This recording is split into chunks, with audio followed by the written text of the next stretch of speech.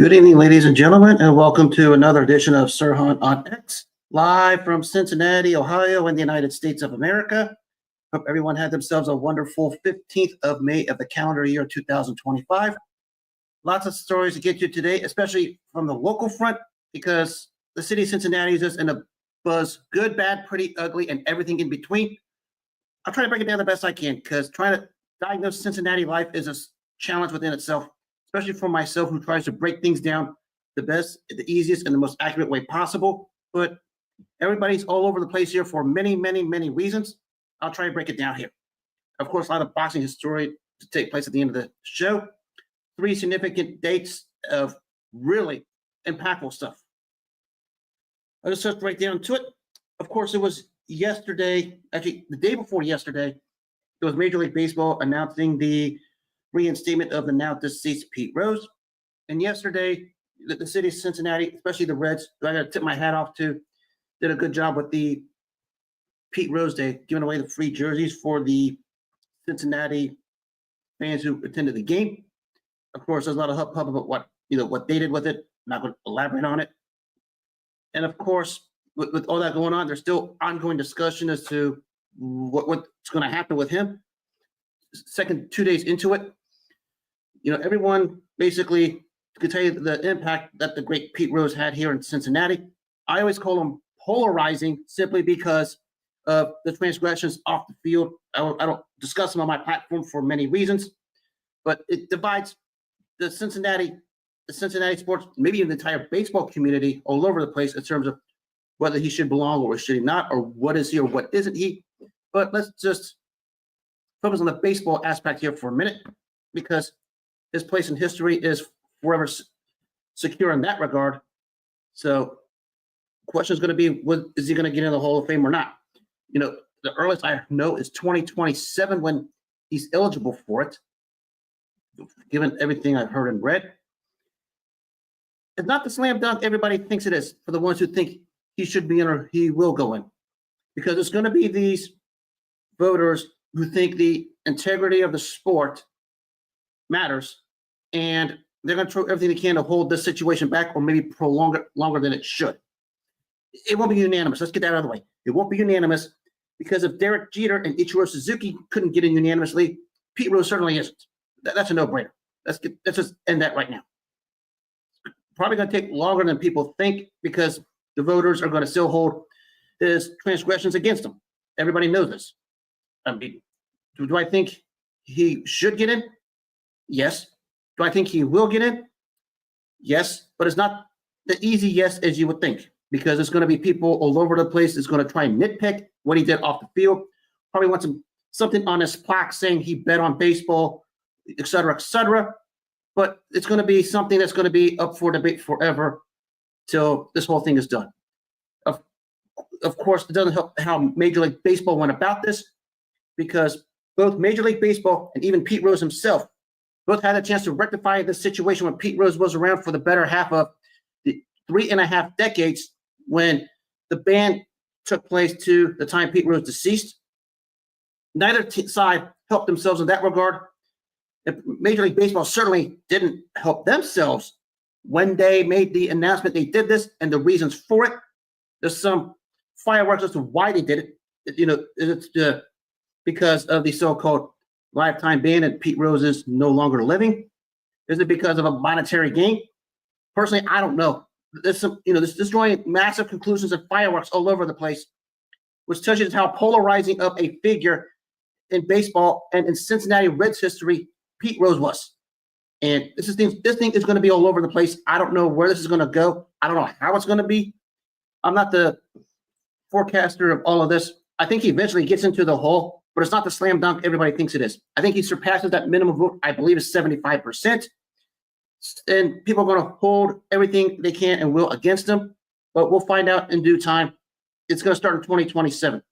Now, it's probably the best time for him to get in anyways, because the 2027 class is absolutely light. The only person of significance on that 2027 class is the standout catcher, Buster Posey, who was a key part of the San Francisco Giants winning 3 World Series. So that's probably the best time you can probably put him in. It's going to be a down-to-the-wire, grind-it-out barely get in, but he's going to get in. I don't think it'll be unanimous. I think that's just far, far imaginary because there's going to be some people that's going to hold it against him and try to drag this out. Now to this similar subject, but from another source who basically opened his mouth like a fool again and basically revealed his cowardice again. This is the one-time Cincinnati Reds pitcher himself, Trevor Bauer. Everybody knows the story with him.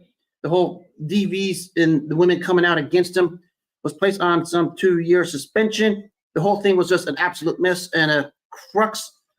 But Trevor Bauer felt the need to open his mouth, given what he did, and what he went through way back when, to try and make himself look like a hypocrite, and he did a hell of a job doing it.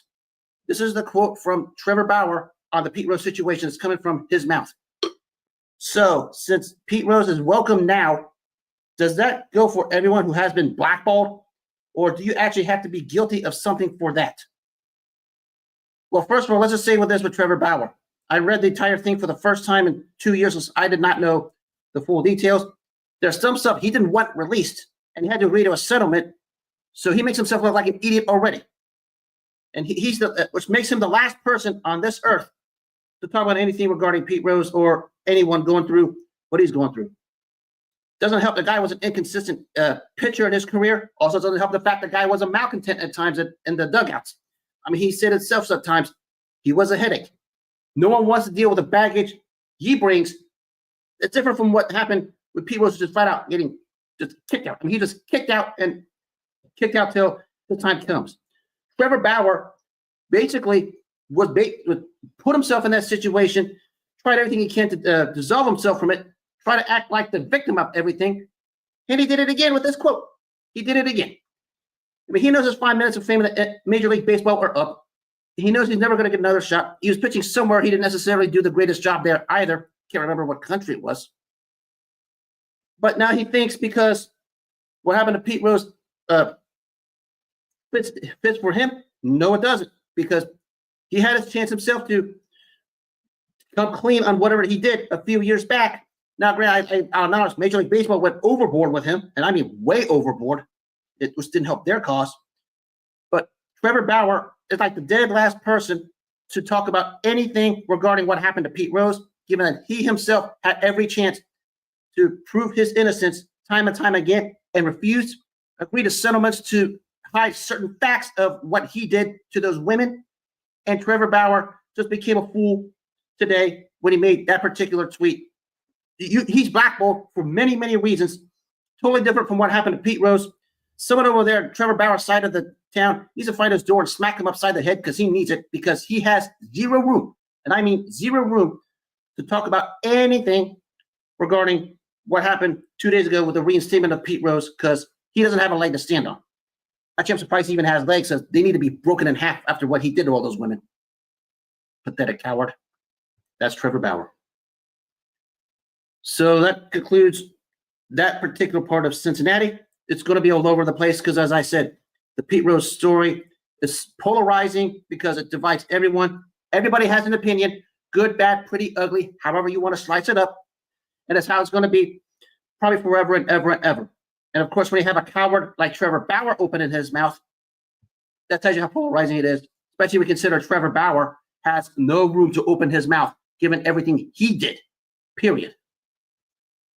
Now to FC Cincinnati, representing my team today. Shout out to you guys for the win in Toronto last night. Great win, 1-0. The 18th minute goal by Kevin Denke, almost like a one-man fast break, going in between defenders, dribbling the ball between his feet with a perfectly placed goal. The defense held sound. Kevin Denke's made his impact here in Cincinnati with FC Cincinnati the way Lucho Acosta did before he got sent off to Dallas. And it's basically having a ripple effect because they've won 7 of their last 8 and now in first place in the Eastern Conference in the MLS standings. And the way he was greeted, I have to tip my hat off to those over there who welcomed with open arms, because ever since then, he's given the opportunity and made the most of it. And shout out to him because he's kept FC Cincinnati afloat among the top of the Eastern Conference. Nick Hagglund looking much better on the defensive side. And, of course, the standout of Vander doing his thing. Also, the other acquisition coming from Portland. So FC Cincinnati is rolling right now, looking real good. 8 of their last 9. The fans over here, FC Cincinnati, is rubbing off on the players and vice versa. All the props there. FC Cincinnati makes that city so electric when they win. It basically shines. Last time I recall it shining like that was the year the Reds won the World Series in 1990. I mean, you're talking about 3.5 decades. I've seen Cincinnati that lit up. I mean, they did 2 years ago when they won the Supporter Shield, but that was a different atmosphere. This one, basically, some of it was because it's somewhat unexpected, and they're now in first place. The electric is second to none right now, and I'm looking forward to being a part of it here soon. So too is this show. Pay attention. I will be giving the details. But big win. Keep up the good work, FC Cincinnati. We all love you already, Kevin Denke. Keep up the good work. Now to everybody's favorite topic over the last couple of days, and now there's some people that are complaining about it. It was the release of the NFL schedule, a bunch of storylines, for the 18 weeks, games in Europe, reunions, division games, conference games, high-level quarterback matchups, among many, many other things. But the biggest yapping that is taking place is right here in Cincinnati with the most degrading fan base still, those Bengals fans, those Bengals super fans, and the media people here in Cincinnati. It has to do with what's going to take place Thanksgiving night in Baltimore, where the Bengals have to travel to Baltimore to face the Baltimore Ravens, and Bengals fans, and those super fans, and the media people have a problem with it. First of all, shut up. You guys don't have a leg to stand on. Second of all, last 3 times you went to Baltimore, you had 3 chances to rectify the situation in Baltimore. You lost all 3 times. Keep component of this, you lost all 3 times with a healthy Lamar Jackson. Another point, since Lamar Jackson came back in 2023, you're 0-4 versus Lamar Jackson, and Lamar Jackson's just basically been close to flawless all 4 times when he's played you guys. I don't want to hear the excuses. The results speak for themselves. We're at a point already where you guys are yapping about a scheduled game on Thanksgiving in May. That's where you guys just get everything tossed at you, good, bad, pretty, and ugly, and deservedly so. Why are you complaining about a game that's taking place on Thanksgiving Eve? Now, Kay Adams, the moron that she is complaining about it, but she needs to shut up. If you want to do something about it, go there Thanksgiving night, beat Baltimore in Baltimore, and shut everybody up, including yourselves. If you do that, then you have room to talk. But until then, you guys in Cincinnati, you Bengals fans, you super fans like Zim, Captain, among others, and you media people, you need to shut up, get out there, and win in Baltimore Thanksgiving night, because that's what it's going to come down to. I don't care if they play in Baltimore. I don't care if they play in Cincinnati. I don't care if they play in Miami. I don't care if they play in the ocean of the Gulf of Mexico. I don't care if they play in the Atlantic Ocean, or they play in Ireland, Greenland, or in a phone booth. It doesn't matter. You got to beat Baltimore on that night. And if you do it, then you can talk. But until then, shut up, because you don't have a leg to stand on. The NFL schedule makers did it right, because when there's a night game in Baltimore, it hits hard, not just in Baltimore, but across the United States, especially in the NFL community. And it hits, now I'll say the hardest of them all, but just as hard as anyone.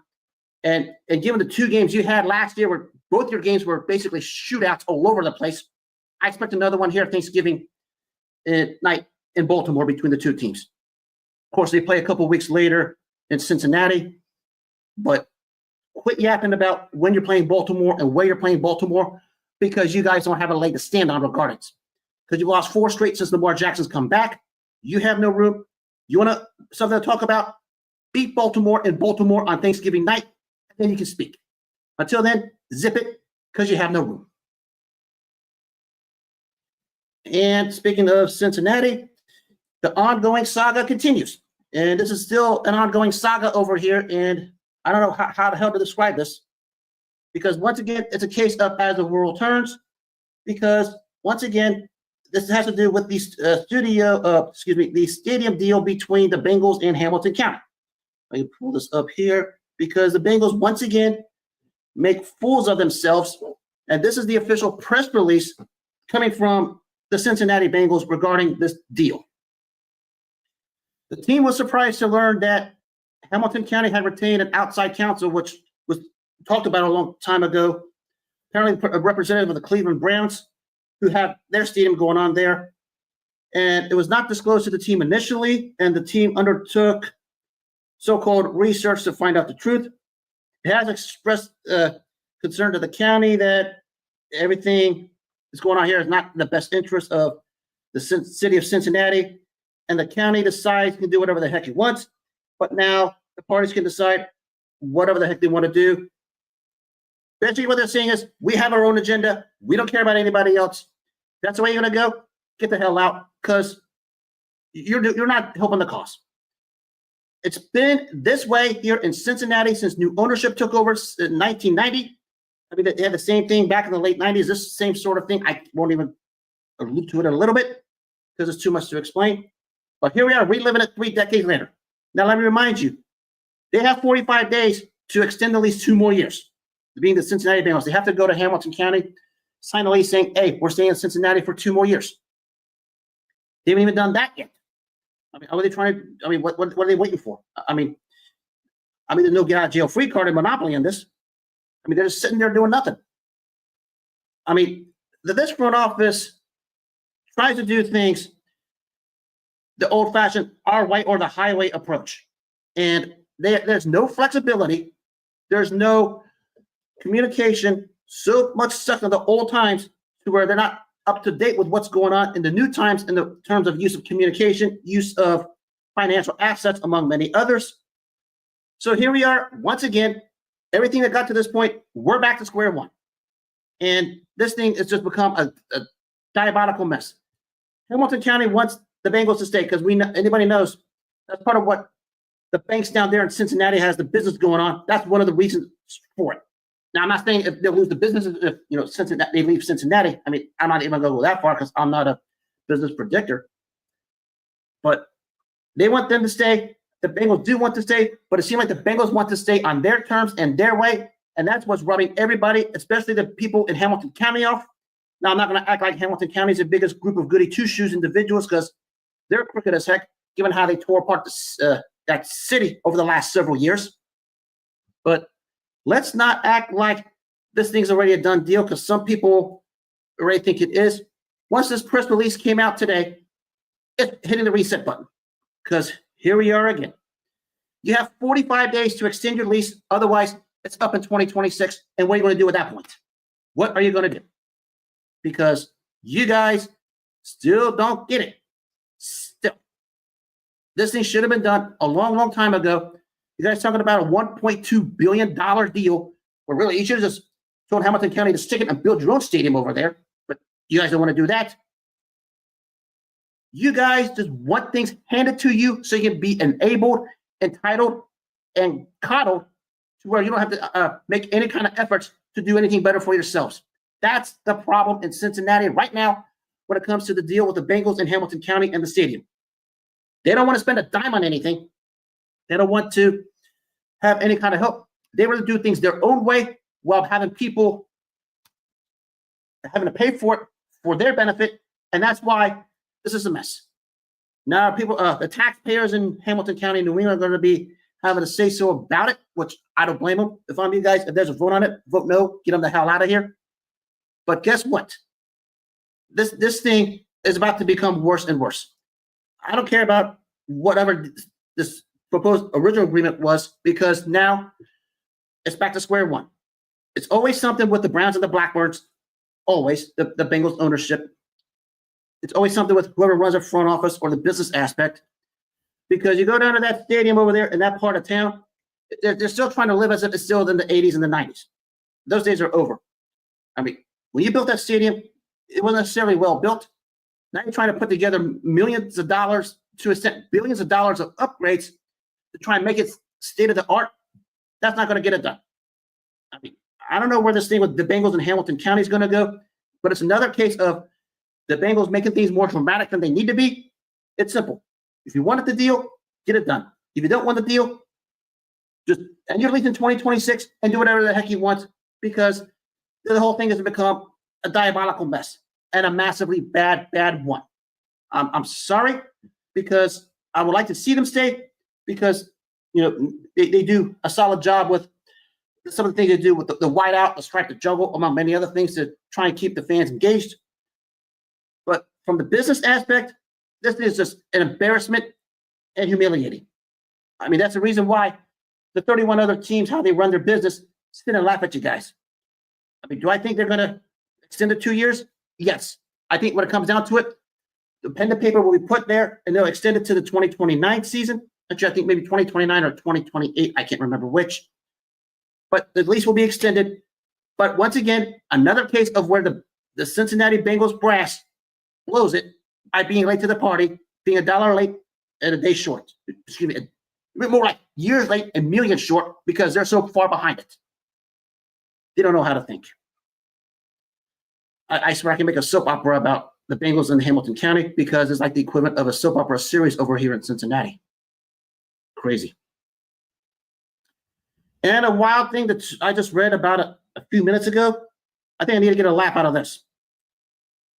Apparently, an Ohio lawmaker wants to put a cap on big games in Columbus. We're talking about Ohio State football before noon. At noon, excuse me. The exception is, of course, the Michigan game, which we know that's the premier rivalry maybe ever in college football history from its inception to now and maybe forever. But they're talking about putting big games at 3:30 instead of noon, whatever the heck big games mean. Well, first of all, what in the world is a big game? I mean, isn't every game on the field a big game, especially how the college football system works? Because if you're a ranked team and you lose to an unranked team, doesn't that mess up your ratings, especially how things are today? That's what I think. But when are we going to, especially here in the state of Ohio, because this has happened the second time in a year, when are we going to stop integrating the political aspect and the sport aspect and just keep them separate? Because this is the second time in a year we had to hear about this about Ohio State. Last winter, after the wild scene at the Ohio State-Michigan game, there was an Ohio lawmaker who wanted to ban flag planting on midfield. Question I had is if Ohio State won a game and they flag planted on their home field, does it mean Ohio State's going to be charged? Now we have this. Can we just play games and not worry about the political aspect of it and stop intertwining the two? Because that's why athletics has become what it's become. People want to feel the need to stick their nose in things where it doesn't belong. I mean, we have the problem here in Cincinnati with Bengals fans doing it, and the same thing in the sport of boxing, the same way over there, especially with Mike Tyson fans way back in the day. Can politics and sports just be separate? Don't remind people what happened at the AFC title game in 2022 when Aftab Prevail, the mayor of Cincinnati, made a fool of himself, and what happened at the end at Kansas City? That's all I need to know. Can these stupid bills that congressmen put up locally or statewide just cease to desist? I mean, you're not getting anywhere with it. That bill is going to die in less than 2 seconds, maybe be dead after I'm done with the show. But talk about nonsensical stuff. Here we are again. The political aspect wants to stick its nose where it doesn't belong. The sports aspect and the political aspect just don't mesh. How many times have we said this? I mean, it's one thing to talk about inviting winners to the White House. That's one thing. Doing something like this is it's not necessary. As far as this bill goes, obviously it's going to be dead. I get the general aspect of it because noon games can be whatever the heck you can make of it. But again, what is the big game and what do we accomplish by something of this nature? I'm not expecting anything to come out of this. Weird. Ohio lawmakers are pieces of work, I'm telling you. Now to the world of boxing. It's been announced today that negotiations are taking place between Boots Ennis and Tio Lopez. Tio Lopez is about to get his karma for being the bona fide racist. And it's just one isn't going to last long because I think Boots Ennis is going to dust him off and just dispose of him for good. And this fight won't even last 6 rounds if this takes place. I mean, Tio Lopez is in way over his head. Boots Ennis starting to get better. And I expect him to get rid of the racist once and for all because the boxing world is basically done with him. Boots Ennis basically said he wasn't being racist. Spit that word on me, I'll tell you what's going to happen. And he's going to show him in that ring when he beats Tio Lopez handily when that fight happens. They're talking about some point in the summer or the winter. I don't want to say Tio Lopez has no chance because he's a solid fighter. But when he used that racial slur toward Terrence Crawford, that was this end game. And Boots Ennis is going to make sure of it. Give me Boots Ennis on a big, big win. And it won't be close either. And the upcoming rematch everybody's been looking forward to has been set for August. Tank Davis versus Lamont Roach. Everybody knows the story of the first fight. Lamont Roach was victimized by boxing politics. The knee, the referee saying it wasn't a knockdown, and a whole bunch of wild shebang after that. But two things is going to happen with this. Either Tank Davis is going to get his head out of his butt, handle business like he should have in the first fight, or Lamont Roach is going to continue the flaw that he exposed in Tank Davis in the first fight and continue on with that. Now, I'm not going to make a prediction on this yet because I don't know if it's officially signed and sealed. But the favorite probably will be Tank Davis, understandably so. And I expect maybe you could lean toward him. But let's not act like what happened the first time when they fought, that Tank Davis is still this irresistible force, this unbeaten fighter, this greatest thing the lightweight division has ever seen, because Lamont Roach basically canned it. I said anything that happens from Tank Davis from that point on is going to be irrelevant. He may win the rematch, more than likely so, but the talk about Tank Davis being an elite lightweight of lightweight history, you might as well forget about it because Lamont Roach exposed it. I mean, he might get the win. I mean, he might get those fights against Haney and Stevenson, among many others, but it doesn't matter anymore. He's probably do something he can to protect that of his, just like his buddy Floyd Mayweather did. But I expect this fight to happen. Maybe Tank Davis rolls him, goes through him easily like maybe he should have in the first fight. But the flaw was exposed. That flaw on Tank Davis's record is going to be there forever. There's nothing he can do about it. I mean, if the only way he can do about it is he can knock out Lamont Roach in 90 seconds, but that's not happening. That draw on his record is going to be a stain on him forever because everybody knows what happened that night when he fought Lamont Roach and how abysmal of a referee Steve Willis was that night. That's going to stick with him forever, regardless of what happens in the rematch. We'll talk about that more later. Now to the historical night side of this. The first one took place, we're going to go all the way back to 1953. It was the rematch between Rocky Marciano and Jersey Joe Walcott. This was the return match after Rocky Marciano won the heavyweight title from Walcott.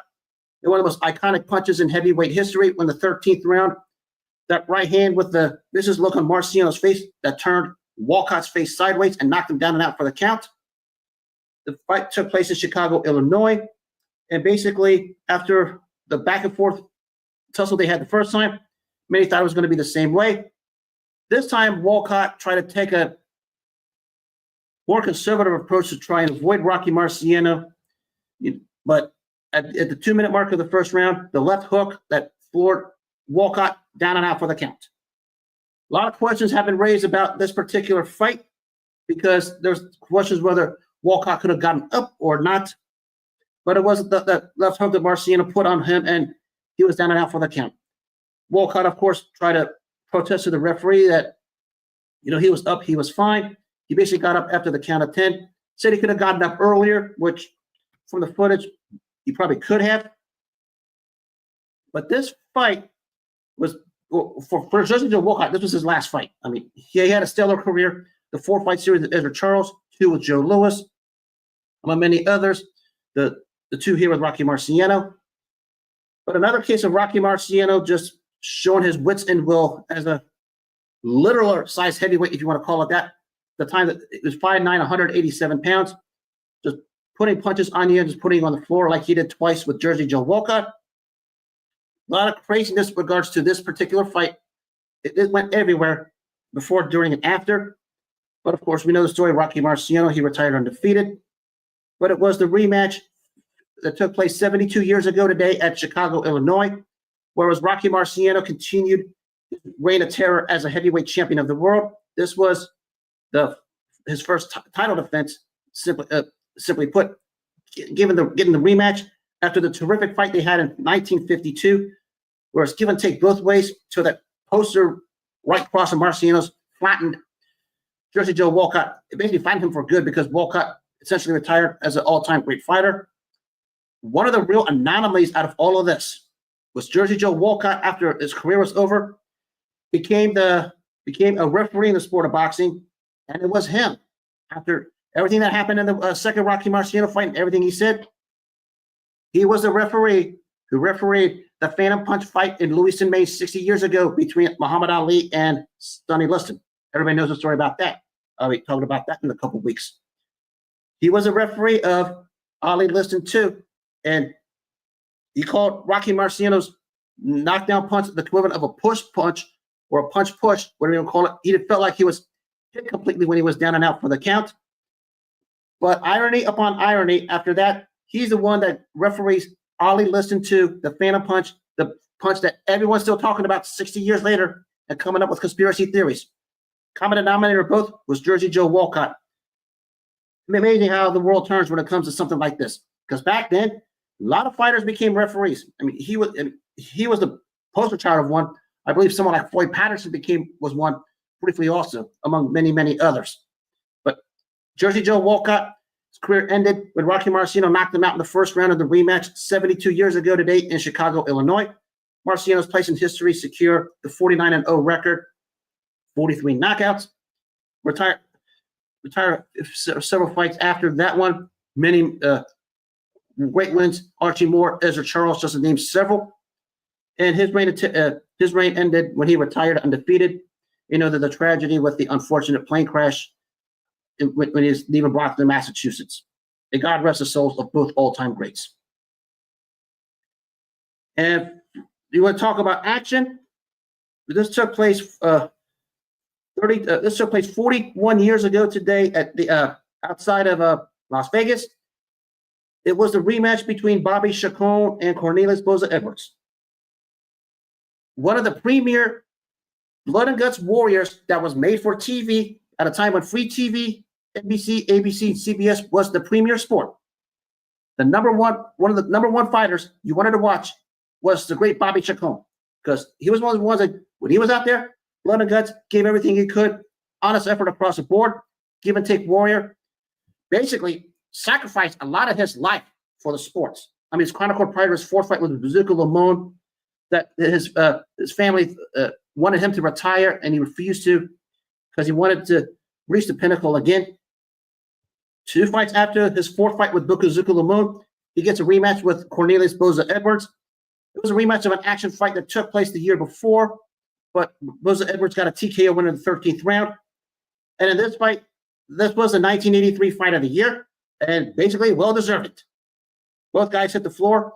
Bobby Chacon basically was bloodied and gashed like he was in their first fight. The fight doctor, Freddie Pacheco, was calling for the fight to be stopped, but Chacon, being the mighty warrior that he is, buckled down, came back, and got a decision win over Cornelius Boza-Edwards. Shockingly, was more wider than really should have been. It was a close fight, but I can see how Chacon rallied to win it. But when you talk about made-for-TV fighters, Bobby Chacon for his time was. I mean, it was when free TV was on the main platform for all the sport of boxing, ABC, NBC, CBS, the antenna ears and 80 layers of aluminum foil wrapped around it. When free TV was the thing, one of the fighters everyone wanted to see on free TV at the time was Bobby Chacon, a guy who ducked no one, fought anyone and everyone he could. He had the 2 fights with Boza-Edwards, fought Alexis Arguello, 4 fights with Bazooka Lamont, 2 fights with the standout all-time great Mexican Ruben Olivares, who's considered the GOAT before guys like Salvador Sanchez and Julio Cesar Chavez came around. Also had fights against guys like Arturo Frias and Freddie Roach, among others. But he basically had his last great performance, his last big win 42 years ago today in Las Vegas against Cornelius Boza-Edwards on free TV, NBC, with Marv Albert, Freddie Pacheco calling the fight. And the second Boza-Edwards, Bobby Chacon fight was the epitome of a war. It was the 1983 fight of the year, and deservedly so. It was probably the last time Boza-Edwards fought remotely well, got some wins, but his capper was in 86, got a title shot against Hector Camacho, was floored early, and basically that was the end game for him. But two solid fighters. Either guy is going to catapult on the all-time great rankings mark because of they didn't do anything really career of significance. But both brought action fights when free TV boxing was the main platform for the sport. And in 1983 on NBC, in front of a live audience across the nation and probably the world. Bobby Chacon and Cornelius Boza-Edwards gave us the fight of the year 42 years ago. And boy, they deliver and deliver the goods. And no fighter was more blood and guts warrior at that time than Bobby Chacon was. He was sort of like Arturo Gatti before Arturo Gatti almost. Maybe Gatti has a bit of a high stature, but Chacon was like a Gatti. Every time he went out there, you knew blood was coming and you knew he was going to get action. At a time when free TV was the main platform, Bobby Chacon delivered. Certainly a fun fighter and a phenomenal fighter to watch. And speaking of phenomenal fights and crazy fights, this one took place 32 years ago at the Trump Taj Mahal in Atlantic City. This was Michael Moore versus Bert Cooper for one of the many belts at a time when pay-per-view started to evolve. And $20 a fight card, you pay $20 for this, it was $20 well spent. Because this was a fight where it let the bodies hit the floor. Bert Cooper was coming off the near upset of Evander Holyfield 8 months before this. And Michael Moore just had 2 fights against Everett Bigfoot Martin and Mike White, where he won the fights, but his knockout streak ended, and there were questions about his legitimacy as a heavyweight fighter, trained under the Kronk Gym with the late Emanuel Stewart at the time. This was a slight favorite toward Michael Moore, but it was more of a pick'em fight because Moore came off the fight against Everett Bigfoot Martin, where he was lethargic and had to come off the canvas to win the decision. So here we go. First minute into the fight, Bert Cooper pins Michael Moore on the ropes, floors Michael Moore. Looked like Cooper was going to get an early, easy knockout win. Moore gets up. Cooper's pounding on him all over the ropes. One subtle mistake, the right, left, right combination by Moore puts Cooper down, and now Cooper is hurt. And then the mouthpiece flies out of Cooper's mouth, probably saves Bert Cooper because he was headed for a first-round knockout loss at that rate. But the mouthpiece comes in, and the rest of the first round, they're trading away. Probably the greatest first round in heavyweight boxing history. We consider that one and what those 2 fighters did. Fast forward to the third round. Again, Cooper comes out, pounds Michael Moore against the ropes, floors him a second time. Looks like, again, Cooper was going to pull the upset. But as the fight wore on, Cooper was starting to tire. The skill level of Michael Moore took over. And in the 5th round, the uppercut and the straight left that put part of Cooper's body off behind the ropes. And Cooper was counted out for the count. And Michael Moore wins a 5th round knockout. It basically the 90s version of what George Foreman versus Ron Lyle was January 24, 1976. Bert Cooper was one of those guys, as I said about Bobby Chacon, Bert Cooper was one of those guys that when he was on TV, he was going to get the action because he brought it. I mean, you see 1 or 2 punches away from upsetting both Evander Holyfield and Michael Moore for world titles. And I mean, he was darn close. Never could quite get to that point after this fight. His battles with substance abuse, among many other things, took its toll. And of course, we're living the 5-year anniversary of his passing. May God rest his soul. But a good action-packed fighter, won the United States and the North American titles at cruiserweight and heavyweight, always was in the rankings, always was never afraid of fighting world-class fighters, gave honest efforts every time he fought, all about the action. But for Michael Moore, maybe we should have seen some of this moving forward as the heavyweight division moved on, especially with him, because when he was as a light heavyweight, that's what he used to do to light heavyweights, just find a way to end things by knockout. Because when he was a light heavyweight, every fight he had at light heavyweight, it ended in a knockout. When he moved up to heavyweight, he was a totally different fighter. The late Emanuel Stewart acknowledged it, and after this fight, Emanuel Stewart and Michael Moore part ways. We know he went to Teddy Atlas, and we know the rest is history with that one. There were times you could probably see why Teddy Atlas wanted to smack Michael Moore upside the head with some of the things he was trying to tell him. Remember how Moore was, how Atlas was in Moore's face throughout the first Evander Holyfield fight, how he was just screaming at him, do what you're supposed to do or don't come back in this corner ever again. But it was a synopsis of what Michael Moore was as a heavyweight, because when he was as a heavyweight, it was different from what he was as a light heavyweight. I mean, there were phases where he just went along with emotions. Maybe the capper was when he unnecessarily went a 10-round distance with a woefully faded James Bone Crusher Smith a year later. the same Bo Crusher Smith who 2 fights after the Moore fight was wiped out by Lionel Butler in 3 rounds, and Michael Moore carried him the distance. Michael Moore was hit and miss as a heavyweight. He did win the world title from Evander Holyfield, albeit with some weird circumstances. Of course, we know what happened 6.5 months later. The right cross by George Foreman put him down and out, and he was a part of Foreman's history. But as a heavyweight, he was totally different than what he was as a light heavyweight. I guess he wanted to do things more his way, and that sort of rubbed people like Emmanuel Stewart and Teddy Atlas off the wrong way. And that's why his heavyweight career was, although it was good, you could say also inconsistent. You know, he did win a couple of, was a 2-time legit world champion. His last impressive victory, you could probably say, was the Cooper fight, because it was symbolic of what he was at light heavyweight. Never came close to anything like that as a heavyweight for a while.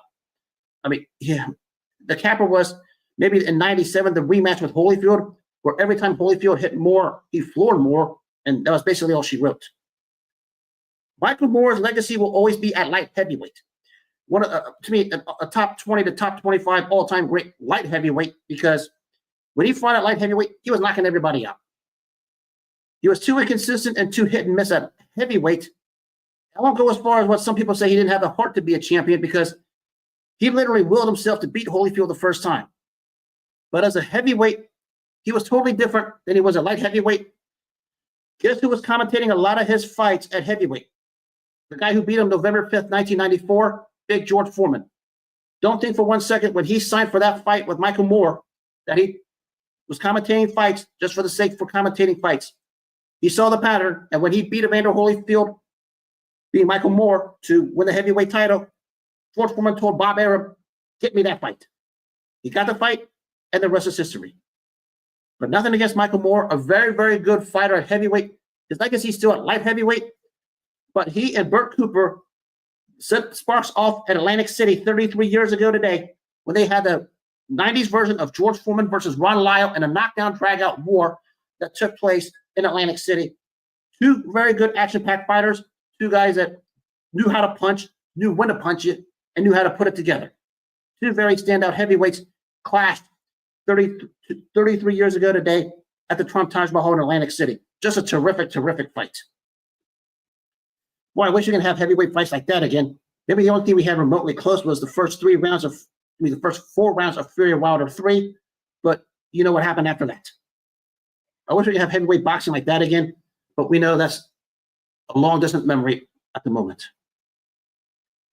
And that'll wrap up this edition of Sirhan on X. I will be back at it tomorrow night.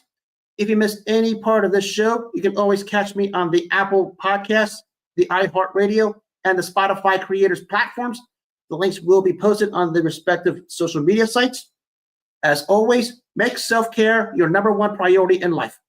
Take care of yourself first before you take care of anything else. You take care of yourself first, good things come your way. If you don't take care of yourself first, nothing else matters in life. Enjoy the rest of the day.